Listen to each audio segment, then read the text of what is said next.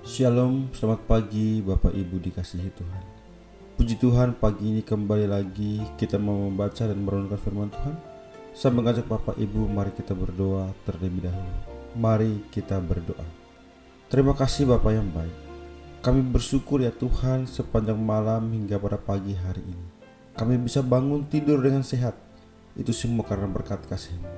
Dan pada pagi hari ini ada kesempatan yang sangat luar biasa. Kami mau membaca dan merenungkan firman-Mu.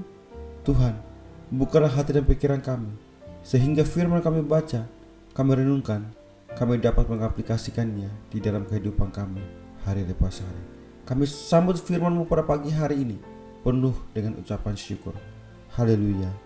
Amin.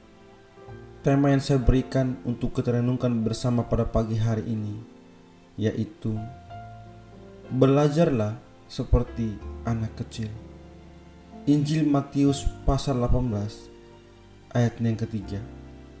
Aku berkata kepadamu, sesungguhnya jika kamu tidak bertobat dan menjadi seperti anak kecil ini, kamu tidak akan masuk ke dalam kerajaan sorga.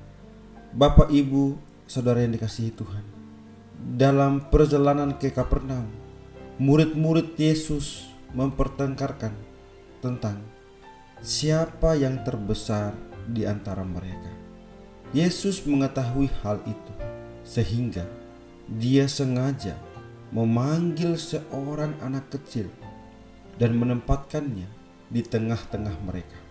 Yesus ingin mengajarkan mereka tentang betapa bedanya konsep kerajaan surga dengan konsep dunia. Dunia menganggap bahwa orang yang terbesar adalah orang yang ada di tingkat tertinggi, baik dalam hal status, kedudukan, kekayaan, ataupun kepandaian.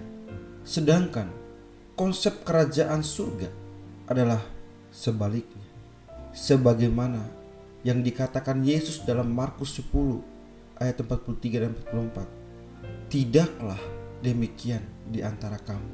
Barang siapa ingin menjadi besar di antara kamu, hendaklah ia menjadi pelayanmu. Dan barang siapa ingin menjadi yang terkemuka di antara kamu, hendaklah ia menjadi hamba untuk semuanya. Oleh karena itu, Yesus mengambil contoh seorang anak kecil.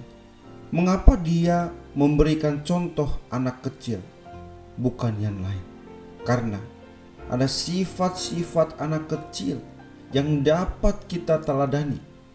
Di antaranya, pertama, ia percaya penuh kepada Bapaknya.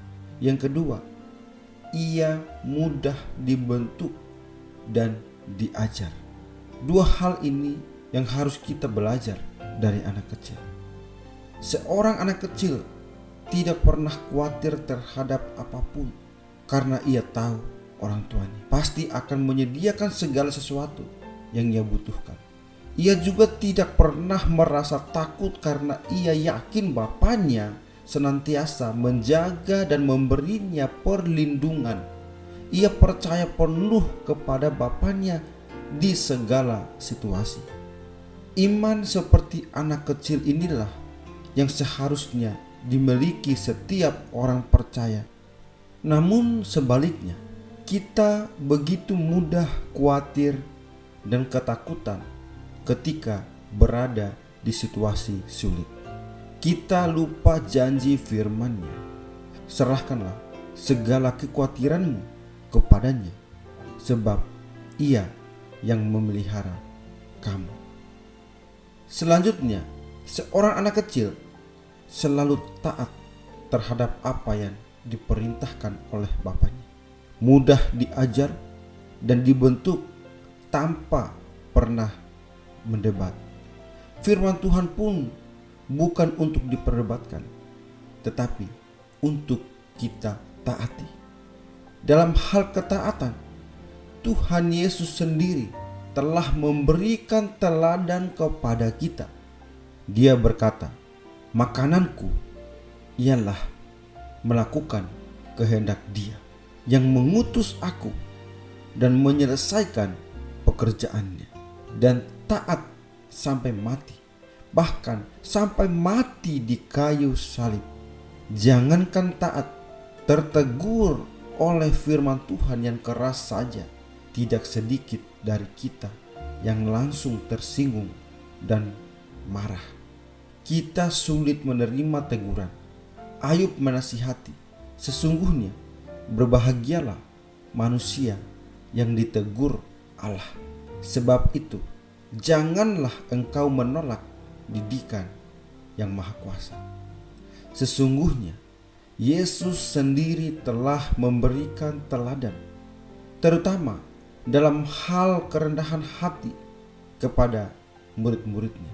Ketika lahir sebagai manusia, dia memilih kandang domba sebagai tempat kelahirannya selama menjalankan misinya untuk memberitakan Injil.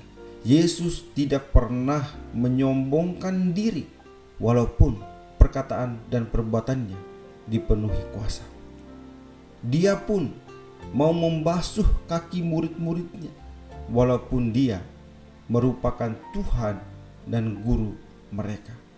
Dan puncak dari semuanya adalah ketika dia dengan rendah hati menerima segala cemooh dan hinaan sampai dia mati di kayu salib. Semua itu karena Yesus tahu bahwa dia datang ke dunia bukan untuk dilayani, melainkan untuk melayani. Dan setelah semuanya itu, barulah Yesus dimuliakan.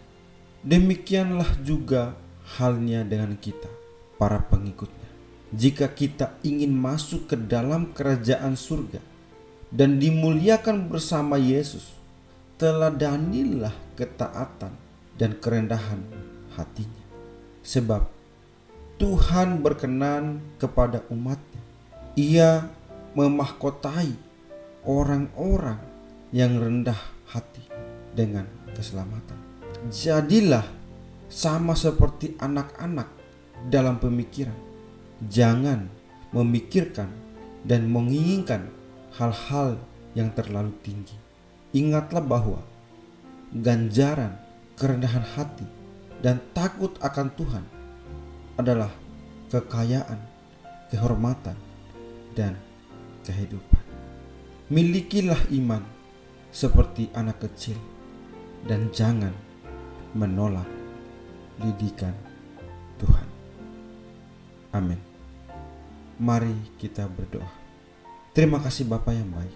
Kami bersyukur ya Tuhan, pada pagi hari ini kami kembali diingatkan oleh firman-Mu supaya hidup kami semakin hari semakin melekat kepada Tuhan, dan hidup kami semakin hari semakin bergantung sepenuhnya kepada Tuhan.